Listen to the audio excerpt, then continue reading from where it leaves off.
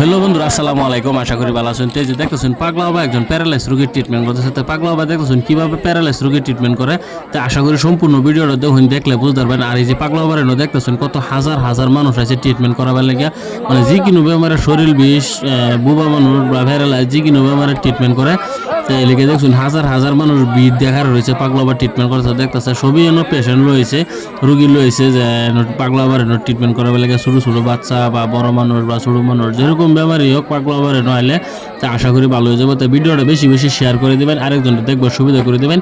আর এই পাগলা বাবার বর্তমান বন্ধ আছে, এই রোজা ঈদের পরে খুলে হইব।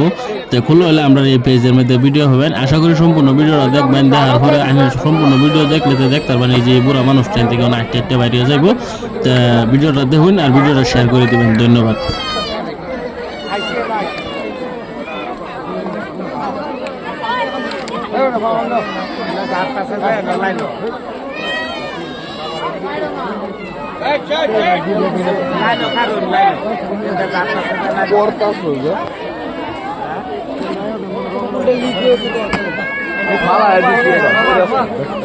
Fala,